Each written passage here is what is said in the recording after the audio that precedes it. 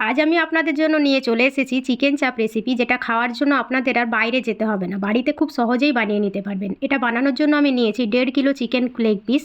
এর মধ্যে দিয়ে দিলাম আমি পেঁয়াজ, কাঁচা লঙ্কা বাটা, 4 টেবিল চামচ আদা রসুন বাটা, 4 চামচ টক দই, 4 চামচ কাজু বাদাম, 4 মগজ পোস্ত একসঙ্গে বাটা, কিছুটা বেরেস্তা, ছোলার ছাতু, 1 প্যাকেট বিরিয়ানি মশলা, আমুল গুঁড়ো দুধ, স্বাদ মতো নুন, 1 চা চামচ গোলাপ জল, কেওড়া জল, 3 ফোঁটা মতো মিঠা আতর আর বেরেস্তা ভাজা তেলটাও আমি শেষে দিয়ে এটা দিয়ে ভালোভাবে হাত দিয়ে মেখে আমি ম্যারিনেট করে রাখতে দেবো। মাখানোর কাজটা কিন্তু হাতেই করতে হবে, তার কারণ হাতে মাখলে পরে তবেই চিকেনের সমস্ত জায়গায় আপনি মশলাটা ভালোভাবে মেখে রাখতে পারবেন। তারপর আমি ঢাকা দিয়ে এটাকে ওভারনাইট ম্যারিনেট করে রেখে দেবো। যদি সময় না থাকে তাহলে অন্ততপক্ষে 3 ঘন্টা ম্যারিনেট করে রাখবেন।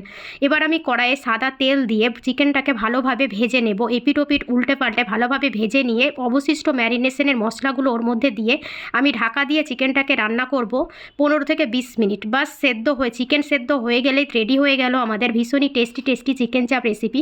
কেমন লাগলো অবশ্যই কমেন্ট সেকশনে আমাকে জানাতে ভুলবেন না।